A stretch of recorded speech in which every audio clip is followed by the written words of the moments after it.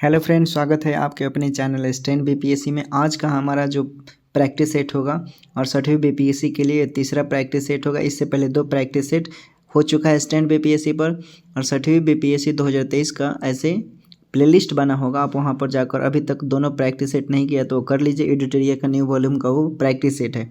Okay friend, देखिए आज का हम लोग सेशन शुरू करते हैं। ये तीसरा प्रैक्टिस सेट होगा। अगर इसका पीडीएफ चाहिए तो आप टेलीग्राम पर जुड़ेंगे, टेलीग्राम से इसका पीडीएफ आप ले सकते हैं।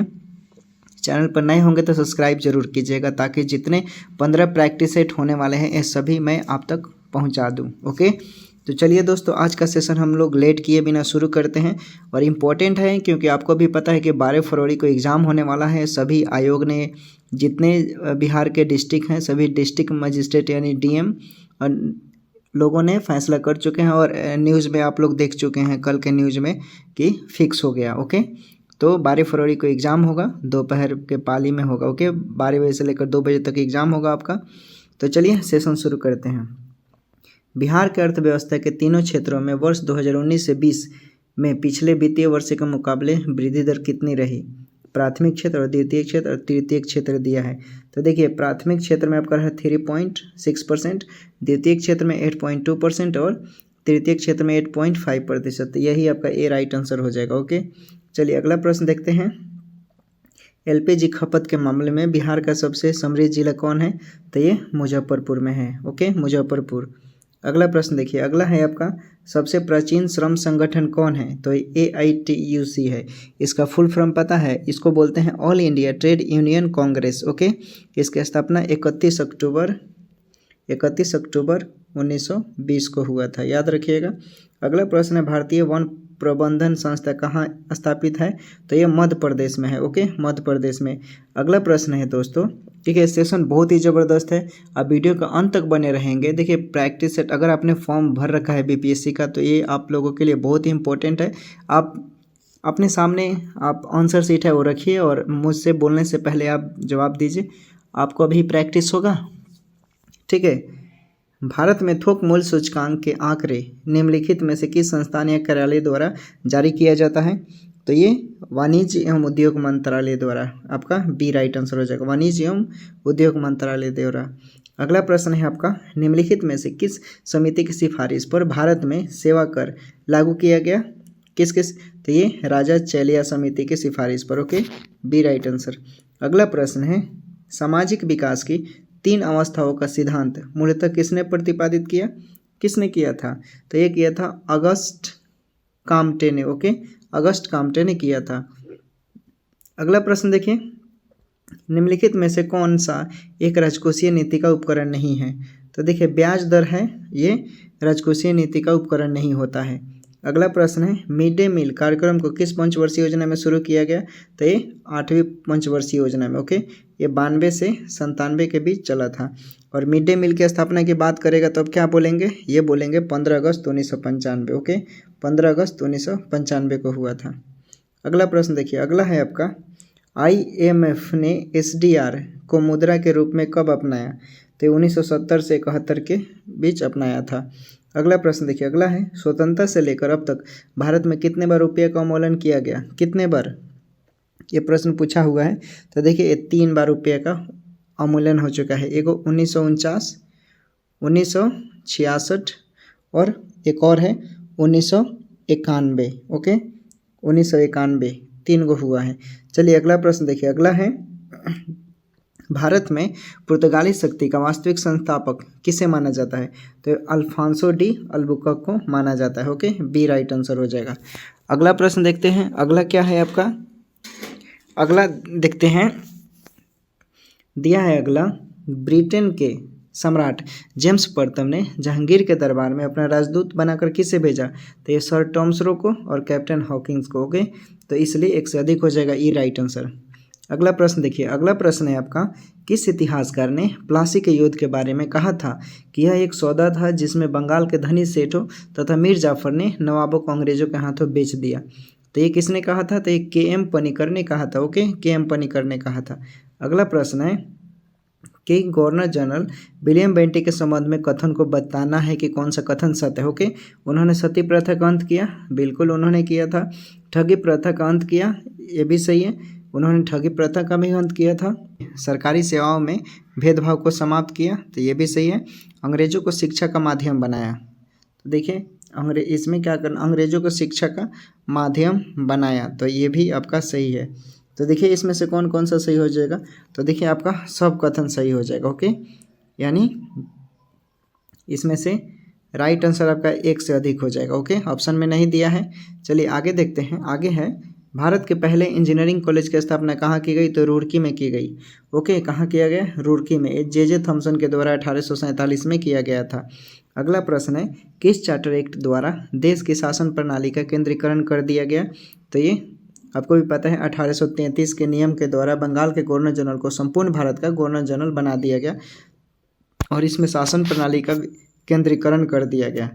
अगला प्रश्न है, ब्रिटिश भारत में स्थानीय स्वशासन का जनक किसे कहा जाता है, स्थानीय स्वशासन का जनक लॉर्ड रिपन को कहा जाता है। D right answer. अगला प्रश्न देखिए, अगला है, मराठा प्रशासन में चौथ और सरदेशमुख का संबंध निम्नलिखित में से किससे था, तो ये देखिए ये एक कर व्यवस्था था। ओके, चौथ में 1/4 भाग लिया जाता है, सरदेशमुख में 1/10 भाग लिया जाता था। चलिए अगला प्रश्न देखते हैं, निम्नलिखित में से निम्नलिखित पेशवाओं का कार्यक्रम बताना है, कालक्रम। ओके, देखिए बालाजी विश्वनाथ की बात करें तो ये हो जाएंगे 1713 से 1720। ओके, उसके बाद देखिए उसके बाद आपके आएंगे कौन, यानी बाजीराव। तो बाजीराव की बात करें तो ये 1720 से 1740। ओके, अब बालाजी बाजीराव की बात करें तो ये 1740 से 1761 तक थे। और माधवराव, यानी इसमें से राइट आंसर आपका क्या हो जाएगा, यानी ए नंबर का राइट आंसर हो जाएगा। चलिए अगला प्रश्न देखते हैं। अगला है आपका, भारतीय राष्ट्रीय कांग्रेस के जिस अधिवेशन में वंदे मातरम को पहली बार गाया गया था उसकी अध्यक्षता किसने किया था, तो ये रहीमतुल्लाह सयानी ने किया था, 1896 में हुआ था। ओके, वंदे मातरम याद रखिएगा। अगला प्रश्न देखिए, अगला है, गांधी जी की आत्मकथा the story of my experiments with truth मूल रूप से गुजराती में लिखी गई थी, इसका अंग्रेजी अनुवाद किसने किया, तो ये महादेव देसाई ने किया था। ओके, महादेव देसाई ने। अगला प्रश्न देखिए, अगला है, एका आंदोलन के मुख्य कारणों में क्या शामिल नहीं था, क्या शामिल नहीं था एका आंदोलन के मुख्य कारणों में, तो देखिए लगाने की दरें 50% अधिक थी, तो ये थी। ओके, राजस्व वसूली के दौरान जमींदारों की दमनात्मक नीति थी, तो ये भी सही है। बेगारी की प्रथा तो थी, सेना में भर्ती होना नहीं, ये गलत है। ओके, तो यही आपका नहीं था। ओके, तो आपका राइट आंसर डी हो जाएगा। अगला प्रश्न देखिए, अगला है आपका, इसमें बताना है कोल विद्रोह के बारे में बताना है कौन सा कथन सही है। ओके, तो देखिए यह तब बढ़ गया जब क्षेत्र ने राजस्व संग्रह का काम हिंदू, मुस्लिम और सिख साहूकारों को पट्टे पर दिया गया, तो ये बिल्कुल सही है। सबसे महत्वपूर्ण विद्रोह 1789 में दुर्जोल सिंह के नेतृत्व वाला विद्रोह था, जिसे सरकार ने बेरहमी से कुचल दिया। नहीं, ये नहीं होगा। यह विद्रोह छोटा नागपुर, छत्तीसगढ़, पश्चिम बंगाल एवं उड़ीसा के क्षेत्र में होता था। पहला और तीसरा सही है, तो राइट आंसर आपका डी हो जाएगा। ओके, चलिए अगला प्रश्न देखते हैं। अगला है, अंग्रेजों द्वारा निम्न में से किस क्रांतिकारी को फांसी की सजा दी गई, किसको, तो इस आपको पता है ना, राजगुरु सुखदेव भगत सिंह को दिया गया था, तो सी राइट आंसर हो जाएगा। अगला प्रश्न देखिए, अगला है, प्रसिद्ध उपन्यास आनंद मठ को दूसरे नाम से भी जाना जाता है, उसका क्या नाम है, तो बंगाली देशभक्ति का बाइबिल। ओके, बंगाली देशभक्ति का बाइबिल। अगला प्रश्न देखिए, अगला है आपका, निम्नलिखित में से मराठी समाचार पत्र मूकनायक किसने शुरू किया था मूकनायक, तो डॉक्टर बी आर अम्बेडकर ने शुरू किया था। Okay, doctor B R Ambedkar ने सबसे पहले मूकनायक समाचार पत्र की शुरुआत की और जुलाई 1924 में बी आर अम्बेडकर ने मुंबई में एक संस्था बहिष्कृत हितकर्णी सभा बनाई, जिसका उद्देश्य दलित लोगों की नैतिक तथा भौतिक उन्नति करना था। इन्होंने सबसे पहले मराठी पाक्षिक बहिष्कृत भारत का आरंभ किया था। उसके बाद ब्रिटिश भारत में किसने दास व्यापार पर रोक लगाई, तो ये किया था लॉर्ड एलनबरो ने। क्या किया था दोस्तों, ये ब्रिटिश भारत में क्या किया, व्यापार पर रोक लगा दिया लॉर्ड एलनबरो ने। ओके, तो राइट आंसर आपका एलनबरो हो जाएगा। अगला प्रश्न देखिए, अगला है, बंगाल विभाजन के पश्चात ऐतिहासिक बहिष्कार प्रस्ताव कब पारित किया गया? कब पारित किया गया? तो 7 अगस्त 1905 को पारित किया गया। देखिए, बंगाल विभाजन की घोषणा की बात करेगा तो बोलिएगा 19 जुलाई 1905। ओके, और बोलेगा विभाजन के विरुद्ध 7 अगस्त 1905 को कलकत्ता के टाउन हॉल में क्या किया गया? ऐतिहासिक बैठक, जिसको गठन भी बोलते हैं। ओके, याद रखिएगा। चलिए अगला प्रश्न देखते हैं। अगला है आपका, भारत में ब्रिटिश सरकार ने 1857 के बाद किस आंदोलन के दौरान सबसे निर्मम दमन किया? किस आंदोलन के दौरान सबसे निर्मम दमन किया? तो देखिए, भारत छोड़ो आंदोलन के दौरान। ओके, भारत छोड़ो आंदोलन के दौरान ब्रिटिश सरकार ने 1857 के विद्रोह के बाद भारत छोड़ो आंदोलन के दौरान सबसे क्रूरतापूर्ण बहुत दमन किया। अब प्रेस का पूरी तरह से उसने गला घोंट दिया। ओके, तो राइट आंसर आपका ए हो जाएगा। चलिए अगला प्रश्न देखते हैं। अगला क्या है कि निम्नलिखित में से किस मुगल शासक ने इलाही सनवत की स्थान पर हिजरी सनवत की शुरुआत की? तो ये शाहजहाँ ने किया था। ओके, इसने क्या किया? इलाही सनवत के जगह हिजरी सनवत की शुरुआत की। याद रखिएगा कि 1628 से 1658 तक यह बादशाह रहा। चलिए आगे देखते हैं। आगे है, अलाउद्दीन खिलजी ने किसे रायन की उपाधि प्रदान की? किसे?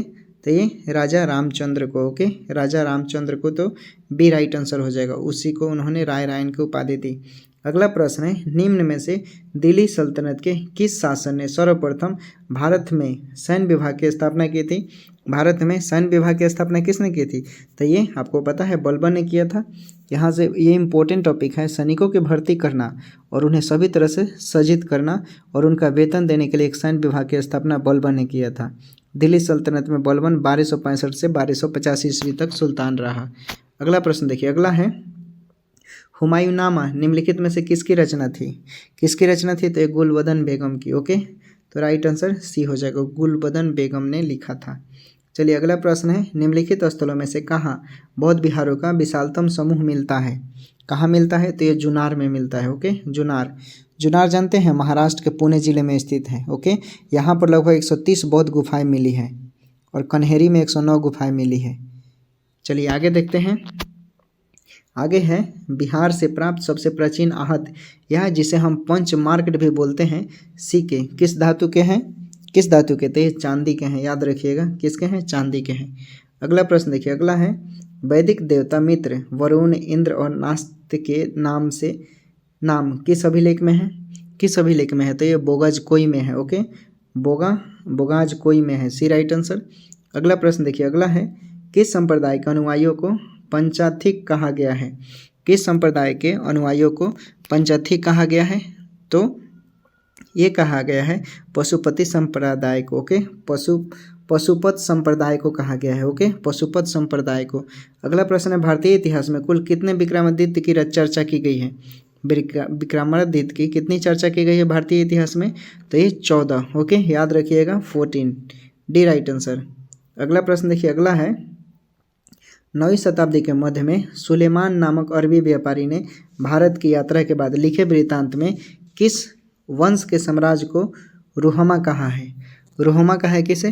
तो ये पाल वंश के साम्राज्य को उसने कहा था। ओके, तो सी राइट आंसर हो जाएगा, पाल वंश। अगला प्रश्न है, प्रसिद्ध बौद्ध विद्वान वसुमित्र किसके शासनकाल से संबंधित था? तो ये कनिष्क के शासनकाल से संबंधित है। ओके, कनिष्क। अगला प्रश्न देखिए। अगला है, निम्न में से 10 राज युद्ध का उल्लेख हमें किससे प्राप्त होता है? किससे प्राप्त होता है? तो ऋग्वेद के 7वें मंडल से। ओके, ऋग्वेद के 7वें मंडल से प्राप्त होता है। अगला प्रश्न देखिए। अगला है, 1857 की क्रांति में पीर अली ने बिहार के किस स्थान पर आंदोलन किया था? तो ये पटना से किया था। ओके, अगला प्रश्न देखिए। अगला है, निम्नलिखित में से राजवंशों का कालक्रम सजाना है। ओके, तो देखिए पहले नंबर में हो जाएंगे हर्यक वंश। हर्यक वंश ने सबसे पहले किया। हर्यक वंश का 544 से कब माना जाता है? 412 तक। ओके, उसके बाद नंद वंश हो जाएगा। ओके, नंद वंश का माना जाता है 344 से 323 तक। ओके, ईसा पूर्व माना जाता है। मौर्य वंश की बात करें, मौर्य वंश की, तो ये 323 से 185 ईसा पूर्व माना जाता है। उसके बाद बात करें तो लास्ट में शुंग वंश होगा। ओके, तो शुंग वंश का माना जाता है 185 से 75 ईसा पूर्व। ओके, समझ रहे हैं? तो राइट आंसर आपका सी हो जाएगा। चलिए अगला प्रश्न देखिए। अगला है, किस सुल्तान ने अपने मालिकों यानी दरबारियों को बगैर अनुमति भोज उत्सव और विवाह करने पर प्रतिबंध लगा दिया? किसने लगाया था? तो ये अलाउद्दीन खिलजी ने लगाया था। Okay, D right answer. देखिए, अलाउद्दीन ने मलिकों को अपने विरुद्ध षड्यंत्र रचने पर रोक लगा दिया। ओके, कि उसने कानून बनाया कि सुल्तान की अनुमति के बिना कोई भी प्रतिभोज उत्सव विवाह नहीं, आप मीटिंग कर सकते हैं, नहीं किसी के घर जा सकते हैं, नहीं किसी भी तरह की बातें नहीं कर सकते। उसको शक था कि वो लोग मेरे विरुद्ध साजिश रच रहे हैं। चलिए अगला है, बिहार होम रूल लीग की स्थापना की अध्यक्षता किसने की? बिहार होम रूल लीग की स्थापना की किसकी अध्यक्षता में की गई? किसके अध्यक्षता में? तो ये मजहरूल हक की अध्यक्षता में की गई। चलिए अगला प्रश्न देखते हैं, निम्नलिखित में से किस महाजनपद का संबंध बिहार से नहीं है? बिहार से नहीं है तो ये हो जाएगा अवंती। ओके, अवंती का संबंध महाजनपद से बिहार से नहीं है। ओके, निम्नलिखित जैन तीर्थकरों में से किसका जैन बिहार में नहीं हुआ था? जन्म बिहार में नहीं हुआ था। तो आपको भी पता है, इसमें देखिए विकल्प में दिए गए सभी का जन्म देखने से पता चल रहा है कि सबका बिहार में जन्म हुआ था। नेमिनाथ के जन्म की बात करें तो बिहार के मिथिला में हुआ था। ओके, ये मिथिला में हुआ था नेमिनाथ की। और बात करें, देखिए वसुपूज्य का जन्म की बात करें तो वसुपूज्य भागलपुर में हुआ था। ओके, कहाँ? भागलपुर में, याद रखिएगा। उसके बाद क्या है, सुरतनाथ का जन्म राजगीर में हुआ था। और महावीर स्वामी का जन्म तो आपको पता है वैशाली के कुंड ग्राम में। ओके, तो एक से अधिक हो जाएगा। ओके, ये राइट आंसर। अगला प्रश्न देखिए, अगला है आपका, बिहार के वह साहित्यकार जो स्वतंत्रता संग्राम के दौरान 12 बार जेल गए।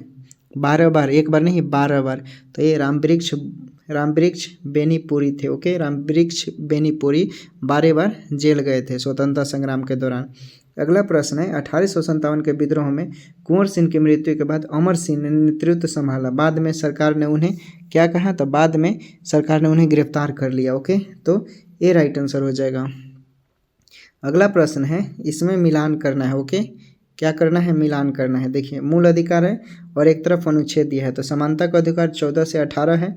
और बताइए, स्वतंत्रता का अधिकार 19 से 22 है। ठीक है, उसके बाद है शोषण के विरुद्ध 23 से 24 है। और धर्म की स्वतंत्रता का अधिकार 25 से 28, तो यानी सभी सही है।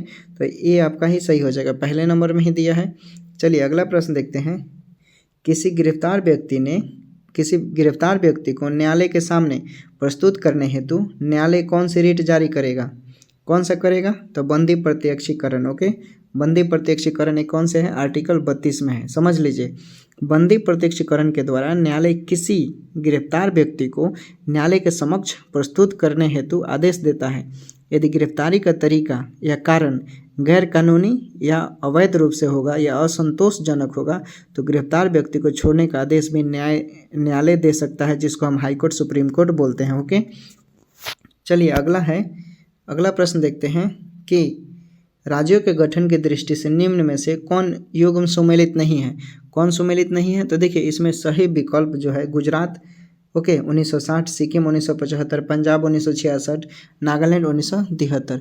तो सभी राज्यों का निर्माण संविधान द्वारा संसद के अनुच्छेद 3 के द्वारा प्रदान की गई है, इसलिए तो राइट आंसर आपका 1 से अधिक हो जाएगा। ओके, चलिए अगला प्रश्न देखिए, अगला है आपका कि लोक लेखा समिति के संदर्भ में कौन सा कथन सही नहीं है?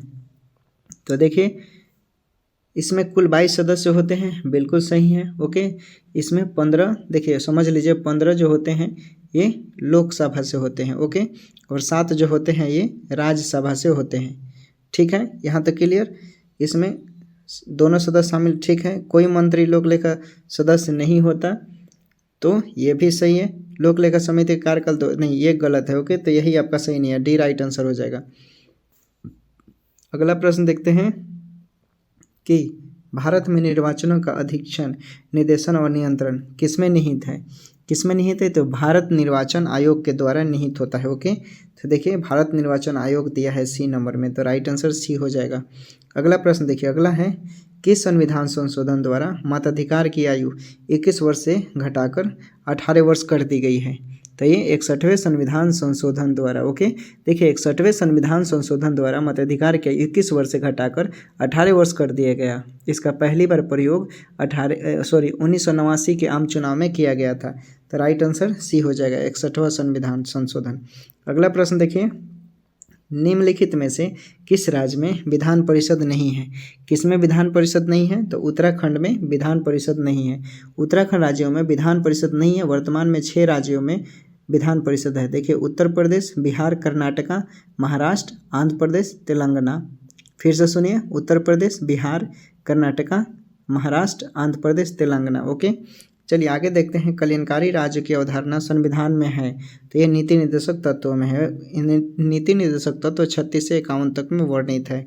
अगला प्रश्न देखिए, भारतीय संविधान के किस अनुच्छेद में भारत के उपराष्ट्रपति के निर्वाचन के प्रक्रिया का वर्णन किया गया है? निर्वाचन के प्रक्रिया का तो ये अनुच्छेद 66 में किया गया है। ओके, अनुच्छेद 66 में। अगला प्रश्न देखिए, किस समिति की रिपोर्ट के आधार पर मूल कर्तव्यों को भारतीय संविधान में शामिल किया गया? तो ये चलिए बताइए, तो बहुत ईजी है। तो ये हो जाएगा आपका स्वर्ण सिंह समिति के सिफारिश पर। देखिए, स्वर्ण सिंह समिति जो थी ना, ये दिया है रिपोर्ट के आधार पर संविधान में भाग 4 के क, जो कि अनुच्छेद क में दिया गया। ओके, मूल कर्तव्यों के रूप में है। 42वें संविधान संशोधन द्वारा 1976 में इसे जोड़ा गया। पहले मूल संविधान में 10 मूल कर्तव्य थे, लेकिन वर्तमान में पूछेगा तो आप क्या बोलेंगे? 86वां संविधान संशोधन 2002 के द्वारा अब 11 मूल कर्तव्य हो गए हैं। ओके, चलिए अगला प्रश्न देखते हैं। अगला क्या है आपका कि निम्नलिखित में से कौन सा सही सुमेलित नहीं है? सुमेलित नहीं है तो देखिए, हुंडरू प्रपात, स्वर्ण रेखा, तो ये सही है। चचाई प्रपात बिट्स नदी, तो ये सही है। धुआंधार प्रपात नर्मदा नदी, ये भी सही है। बूढ़ा घाघ प्रपात, ये गलत है। ओके, डी आपका गलत है, सुमेलित नहीं है। अगला प्रश्न देखिए, अगला है, भारत के कुछ भागों में लाल मिट्टी पाई जाती है। मिट्टी के इस रंग का प्रमुख कारण क्या है? मिट्टी के, इसका मतलब है कि फेरिक ऑक्साइड की उपस्थिति वहाँ ज़्यादा है। ओके, तो इसलिए राइट आंसर सी हो जाएगा। अगला प्रश्न देखते हैं, रेड इंडियन जनजाति निम्नलिखित में कहाँ के मूल निवासी हैं? कहाँ के मूल निवासी हैं? तो ये उत्तरी अमेरिका। ओके, उत्तरी अमेरिका के मूल निवासी हैं। अगला प्रश्न है कि 2011 की जनगणना के अनुसार सबसे अधिक नगरीय जनसंख्या वाला राज्य निम्नलिखित में से कौन है? तो ये महाराष्ट्र में। प्रैक्टिस सेट नंबर 2 में भी ये था, पूछा गया। चलिए अगला प्रश्न है, क्षेत्रफल के आधार पर सबसे बड़ा स्थलरूढ़ देश कौन है? तो ये कजाकिस्तान है। ओके, ये राइट आंसर हो जाएगा। मंगोलिया का स्थान इसमें दूसरा है। चलिए अगला प्रश्न देखते हैं, निम्नलिखित में से कौन सी मिट्टी ईंट निर्माण के लिए सबसे उपयुक्त है? तो ये लेटराइट मिट्टी। ओके, लेटराइट मिट्टी सबसे उपयुक्त है। चलिए अगला प्रश्न देखते हैं, लैंड ऑफ थंडरबोल्ट कहा जाता है किसको? लैंड ऑफ थंडरबोल्ट किसको कहा जाता है? तो ये कहा जाता है भूटान को। ओके, भूटान को कहा जाता है। अगला प्रश्न देखिए, अगला है, भारत में किस राज्य में सर्वाधिक अनुसूचित जनजाति, जिसे कुल जनसंख्या के प्रतिशत में भी कहा जाता है, तो उसे हम लोग मिजोरम का दर्जा देते हैं। ओके, क्योंकि मिजोरम है प्रतिशत में। ओके, जनजाति के मामले में। चलिए अगला प्रश्न देखिए, जयमंडल आरक्षित क्षेत्र सोचालम की पहाड़ियाँ निम्नलिखित में से किस राज्य में स्थित है? तो ये आंध्र प्रदेश में स्थित है। ओके, आंध्र प्रदेश में स्थित है। शौचालय की पहाड़ियाँ 2010 में जयमंडल आरक्षित क्षेत्र घोषित की गई, जो आंध्र प्रदेश राज्य में मिलता है देखने को। अगला प्रश्न देखिए, निम्नलिखित नदियों में एवं उसकी सहायक नदियों की सूची में कौन सुमेलित नहीं है, ये बताना है। तो देखिए, गोदावरी की बात करें तो ये प्राणहिता सही है। महानदी की बात करें तो ये तेल, ठीक है, सही सुमेलित है। कृष्णा की बात करें तो तुंगभद्रा नदी, ठीक है। उसके बाद कोसी की बात करें तो कमला, यानी एक से अधिक हो जाएगा, ई राइट आंसर। चलिए अगला प्रश्न देखिए, निम्नलिखित में से कौन आर्द्र पतझड़ वनों में पाए जाने वाली वनस्पति नहीं है? तो देखिए, इसमें खेजरी जो है, खेजरी राजस्थान की मरुभूमि की वनस्पति है, ठीक है। उसके बाद बात करें वालनट की। ओके, तो वालनट देखिए, वालनट हिमालय के पर्वतीय भाग में पाई जाती है, ठीक है। और महुआ की बात करें तो महुआ और सागवान, देखिए महुआ और सागवान आर्द्र पतझड़ वन में पाए जाते हैं। ओके, आर्द्र, तो देखिए सागवान और महुआ ये 2 है, तो एक से अधिक हो जाएगा। चलिए अगला प्रश्न देखिए, अगला है, निम्न में से किस क्षेत्र में 50 सेंटीमीटर से कम वार्षिक वर्षा नहीं होती? तो ये बेंगलुरु में। ओके, बेंगलुरु में, डी राइट आंसर हो जाएगा। चलिए अगला प्रश्न देखिए, अगला है, निम्न में से कौन सा दर्रा पूर्वोत्तर भारत में स्थित नहीं है? पूर्वोत्तर भारत में स्थित नहीं है, तो इसमें नीतिला, ओके, नीतिला जो है पूर्वोत्तर भारत में नहीं है। स्पेन और फ्रांस के मध्य कौन सा पर्वत सीमा बनाता है, तो ये पिरेनीज, पिरेनीज जो है, पिरेनीज बी नंबर में, ये स्पेन और फ्रांस के बीच पर्वत सीमा बनाता है। अगला प्रश्न देखिए, नेपाल की सीमा से लगने वाला भारत के राज्यों की संख्या कितनी है, तो भारत के राज्यों की संख्या 5 है। जानते हैं कौन कौन, तो उत्तराखंड है, उत्तर प्रदेश है, बिहार है, पश्चिम बंगाल और सिक्किम हो जाएगा। उत्तराखंड, उत्तर प्रदेश, बिहार, पश्चिम बंगाल और सिक्किम। चलिए अगला प्रश्न देखते हैं, निम्नलिखित में से कौन सा लघु हिमालय या मध्य हिमालय का भाग है, कौन सा, तो देखिए इसमें सभी जो है ये मध्य हिमालय और मध्य हिमालय के भाग हैं, तो एक से अधिक हो जाएगा, ओके, सभी हैं, ठीक है।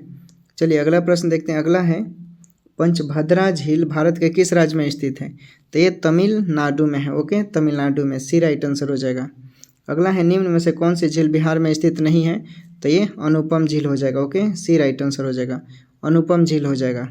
अगला प्रश्न है प्रदूषण के अध्ययन में SPM किसे निर्दिष्ट करता है, प्रदूषण के अध्ययन में SPM किसको निर्दिष्ट करता है, तो ये देखिए सस्पेंडेड पार्टिकुलेट मैटर को, सस्पेंडेड पार्टिकुलेट मैटर को इंडिकेट करता है, तो डी राइट आंसर हो जाएगा। अगला प्रश्न देखिए, अगला है लाल एवं पीली मिट्टी निम्नलिखित में से बिहार के किस जिले में नहीं पाया जाता, तो ये देखिए अगर सारे ऑप्शन को ध्यान से देखेंगे तो सभी जिलों में लाल एवं पीली मिट्टी पाई जाती है। लाल एवं पीली मिट्टी मोटे अनाज के लिए प्रसिद्ध है, ठीक है, तो एक से अधिक हो जाएगा, ओके। चलिए अगला प्रश्न देखिए, अगला है रामायण सर्किट निम्न में से किस स्थल को नहीं जोड़ता, रामायण सर्किट निम्न में से किस स्थल को नहीं जोड़ता, तो देखिए रामायण सर्किट की बात करें तो ये इसमें से मधेपुरा में जुड़ा है, बक्सर में, यानी सभी में नहीं जुड़ा हुआ है, ओके, तो राइट आंसर सभी में जुड़ा हुआ है। देखिए बक्सर में भी जुड़ा है, मधेपुरा में भी जुड़ा हुआ है, और पहाड़ी है, गया भी बोलिए, सीतामढ़ी, तो सब में जुड़ा हुआ है, तो इसमें पूछ रहा है नहीं जुड़ा है, तो इनमें से कोई नहीं, ओके। चलिए अगला प्रश्न देखते हैं, अगला है रक्त परिसंचरण की खोज किसने किया, तो ये आपको भी पता है किसने किया, विलियम हार्वे ने किया था, ओके, रक्त परिसंचरण किया। ब्लड का बात करता तब आप बोलते हैं लैंड स्टीनर, ओके, कन्फ्यूजन नहीं होना है। निम्नलिखित में से कौन कीटभक्षी पौधे का उदाहरण है, कीटभक्षी पौधे के, तो देखिए ऑप्शन में दिया है ड्रोसेरा, ड्रोसेरा जो है वो कीटभक्षी पौधे के उदाहरण है, ओके। चलिए अगला प्रश्न देखते हैं, अगला है कि नाइट्रोजन एक आवश्यक अवयव नहीं है, नाइट्रोजन एक आवश्यक अवयव नहीं है, इसमें से कौन नहीं है नाइट्रोजन के लिए, तो कार्बोहाइड्रेट का, ओके, डी नंबर में दिया है। निम्नलिखित में से कौन बाह्य स्रावी ग्रंथि नहीं है, बाह्य स्रावी ग्रंथि नहीं है, तो देखिए ऑप्शन में आश्रु ग्रंथि ये है, ओके, लार ग्रंथि ये भी है, दुग्ध ग्रंथि ये भी है, यकृत ये भी है, तो सभी हैं इसमें, चूँकि पूछ रहा है नहीं है तो इनमें से कोई नहीं, ओके। चलिए अगला प्रश्न देखिए, अगला निम्नलिखित में से कौन सा हार्मोन पादप कोशिका में नहीं पाया जाता, कौन सा हार्मोन पादप कोशिका में नहीं पाया जाता, तो एड्रीनलिन, ओके, एड्रीनलिन जो है ये नहीं पाया जाता। चलिए अगला प्रश्न देखिए, अगला है DPT का टीका निम्नलिखित में से किससे सुरक्षा हेतु लगाया जाता है, किससे, तो ये डिप्थीरिया भी बोलते हैं, डिप्थीरिया हो जाएगा, और कुकुर खांसी या टिटनेस, कुकुर खांसी मतलब कुत्ते जैसा खांसने पर निकलता है, ओके, उसको बोलते हैं। अभी देखेंगे ठंडी का समय है तो बहुत लोगों को होता भी है, ठंड से बच कर ही है। निम्नलिखित में से कौन सा कथन प्रकाश के परिवर्तन के लिए सही है, प्रकाश के परिवर्तन के लिए सही है, तो देखिए आपतन कोण परिवर्तन कोण के बराबर होता है, बिल्कुल सही है। उसके बाद आपतित किरण, परिवर्तित किरण एवं दर्पण के आपतन बिंदु पर डाले गए अभिलंब तीनों एक ही तल में होते हैं, तो सही है। आपतन कोण परिवर्तन गलत है, ये तो देखने से आपतन कोण ये भी गलत है, तो सिर्फ ए और बी हो जाएगा, तो एक से अधिक हो जाएगा, ओके। चलिए अगला प्रश्न देखिए, निम्न में से कौन सा तत्व P ब्लॉक के तत्व नहीं है, P ब्लॉक के तत्व नहीं है इसमें, तो देखिए हाइड्रोजन P ब्लॉक का तत्व नहीं है। देखिए हाइड्रोजन S ब्लॉक का प्रथम तत्व होता है जो कि गैसीय अवस्था में पाया जाता है। नाइट्रोजन, ऑक्सीजन एवं क्लोरीन P ब्लॉक के तत्व हैं। वर्तमान में आवर्त सारणी में 18 समूह एवं 7 आवर्त सारणी है, समूहों जैसे SPDF में बांटा गया है। चलिए अगला प्रश्न देखिए, वक्रता केंद्र पर दर्पण के ध्रुव को मिलाने वाली रेखा को क्या कहते हैं? क्या कहते हैं? तो इसे हम वक्रता त्रिज्या कहते हैं। ओके, वक्रता त्रिज्या बी राइट आंसर हो जाएगा। अगला प्रश्न देखिए, अगला है कि प्लाज्मा झिल्ली बनी होती है किसकी? तो प्लाज्मा झिल्ली लिपिड और प्रोटीन की बनी होती है, तो एक से अधिक हो जाएगा। ठीक है, अगला प्रश्न देखिए, अगला है प्रकाश के वेग को सर्वप्रथम किसने मापा था? तो ये जानते हैं किसने मापा था? रोमर ने मापा था। ओके, रोमर द्वारा मापा गया था, तो राइट आंसर ये हो जाएगा। अगला प्रश्न देखिए, अगला है वेग के परिवर्तन के दर को क्या कहते हैं? वेरी सिंपल है, वेग के परिवर्तन के दर को हम लोग क्या कहते हैं? यानी त्वरण कहते हैं। ये राइट आंसर हो जाएगा। अगला प्रश्न है शुष्क सेल में किस तरह की ऊर्जा निहित होती है? तो ये रासायनिक होती है। चलिए अगला प्रश्न देखते हैं। अगला है निम्नलिखित में कौन टिंडल प्रभाव को प्रदर्शित करता है? तो देखिए इसमें दूध हो जाएगा, दूध एवं स्टार्च विलयन टिंडल प्रभाव को प्रदर्शित करते हैं, तो दूध और बी और डी तो एक से अधिक हो जाएगा। चलिए अगला प्रश्न देखते हैं। अगला, प्रति एकांक क्षेत्रफल पर लगने वाले बल को क्या कहा जाता है? लगने वाले बल को, तो लगने वाले बल को आपको वेरी सिंपल दाब कहते हैं। चलिए अगला प्रश्न देखते हैं। आणविक संगठन के द्वारा ऊष्मा का संप्रेषण क्या कहलाता है? तो ये संवहन कहलाता है। ओके, बी राइट आंसर हो जाएगा, संवहन। अगला प्रश्न देखिए, अगला है एनोड किरणों की खोज किसने की थी? एनोड किरणों की खोज किसने की थी? तो ये यूजिन गोल्डस्टीन ने किया था। यूजिन गोल्डस्टीन ने एनोड किरणों की खोज की थी। अगला प्रश्न है इमल्सन का उदाहरण क्या है? इमल्सन का उदाहरण इनमें से कौन होगा? तो इमल्सन आपको भी पता है फेस क्रीम के लिए प्रसिद्ध है। Okay, emulsion face cream. अगला प्रश्न देखिए, अगला है निम्नलिखित में से कौन सुमेलित नहीं है? इसमें बताना है सिरका में उपस्थित अम्ल एसिटिक अम्ल, तो ये सही है। उसके बाद हड्डियों में उपस्थित यौगिक कैल्शियम फॉस्फेट, तो ये भी सही है। दूध का खाटा होना नाइट्रिक अम्ल, तो ये गलत है। ओके, अमाशय में रस में उपस्थित अम्ल हाइड्रोक्लोरिक अम्ल, तो ये भी सही है। सिर्फ सी आपका सुमेलित नहीं है। अगला प्रश्न देखिए, अगला है कौन से खनिज अम्ल की खोज सबसे पहले हुई थी? तो सबसे पहले सल्फ्यूरिक अम्ल की हुई थी। ओके, ये राइट आंसर हो जाएगा, जिसे H2SO4 बोलते हैं। चलिए अगला प्रश्न देखिए, अगला है वायुमंडल में प्रकाश के प्रसार का कारण है। वायुमंडल में प्रकाश के प्रसार का कारण है, तो क्या कारण है? यानी धूल कण के वजह से होता है। ओके, बी राइट आंसर हो जाएगा। उसके बाद रेफ्रिजरेटर में कौन सी गैस भरी होती है? तो ये इसमें फ्रियॉन भरा होता है। क्या भरा होता है? फ्रियॉन। ओके, फ्रियान भरा होता है। चलिए अगला प्रश्न देखिए, अगला है कि पदार्थ का परमाणु सिद्धांत किसने दिया था? तो ये डाल्टन ने दिया था। Very simple. उसके बाद हींग पौधे के किस भाग से प्राप्त किया जाता है? तो ये जड़ों के निष्कर्षण से। ओके, ये जड़ों के निष्कर्षण से प्राप्त किया जाता है। B right answer. अगला प्रश्न देखिए, अगला है जल चक्र किससे नियंत्रित होता है? जल चक्र किससे नियंत्रित होता है? तो ये वन से नियंत्रित होता है। ओके, बी राइट आंसर हो जाएगा। उसके बाद है वर्ष 2021 में किस देश ने G20 देश के पर्यटन मंत्रियों की बैठक आयोजित की गई? तो इसमें किया गया इटली में। ओके, इटली में किया गया था। चलिए अगला प्रश्न देखिए, अगला है इसमें दिया है प्रश्न कि भारतीय रेलवे ने हाल ही में 100 में 12,000 HP वैग 12 भी लोकोमोटिव का शामिल किया है। इस लोकोमोटिव को शामिल किसने विकसित किया है? किसने विकसित किया है? तो इसको विकसित किया है बिहार के मधेपुरा इलेक्ट्रिक लोकोमोटिव। ओके, तो राइट आंसर हो जाएगा, दिया सी नंबर का दिया है। Okay, Madhepura electric locomotive. अगला प्रश्न देखिए, मार्च अप्रैल 2021 में किस राज्य में विधानसभा का चुनाव नहीं कराया गया? किस में नहीं कराया गया था? तो ये गोवा में नहीं कराया गया था। डी राइट आंसर हो जाएगा। अगला प्रश्न देखिए, अगला है वर्ल्ड हैप्पीनेस रिपोर्ट, जिसको वैश्विक खुशहाली सूचकांक बोलते हैं, 2021 के अनुसार भारत का कौन सा स्थान प्राप्त हुआ? कौन सा? तो ये 139वें नंबर पर। ओके, सी राइट आंसर। चलिए अगला प्रश्न देखते हैं, ई कैबिनेट को पूरी तरह से लागू करने वाला भारत का पहला राज्य कौन है?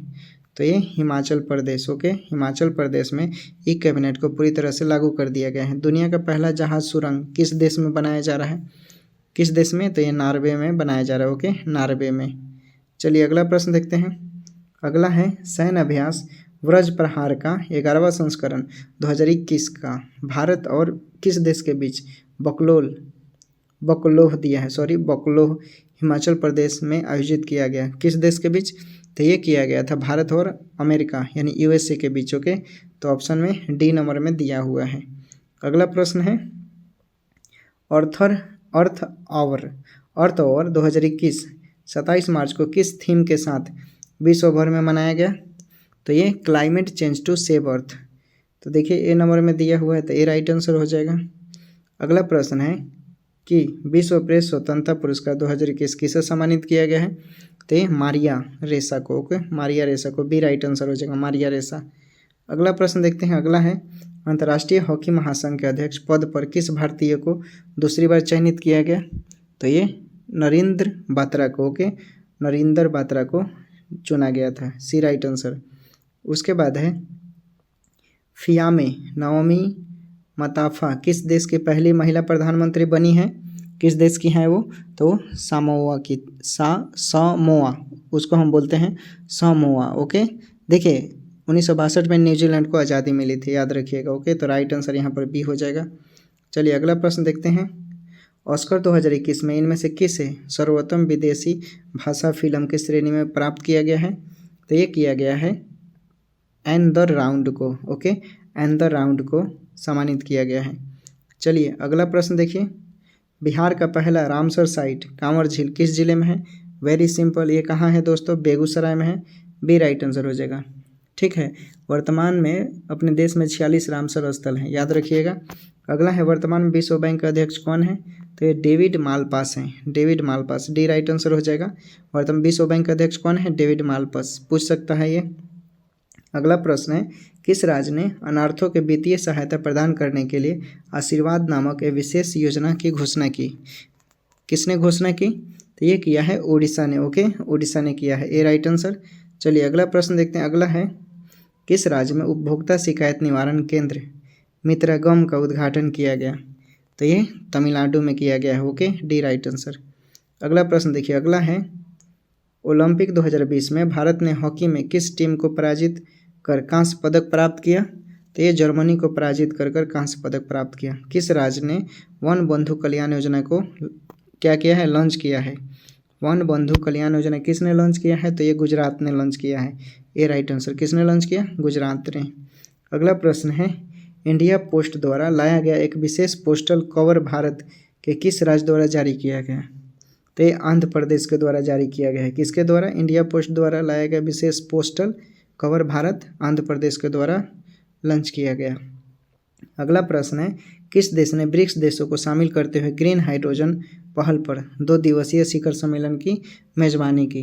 किसने किया था? तो ये अपना देश भारत ने किया था। ओके, अगला प्रश्न देखिए। अगला है क्या है कि दिया है हिमाचल प्रदेश के उन जिलों में अनाज आधारित एथेनॉल संयंत्र की स्थापना किस कंपनी ने की?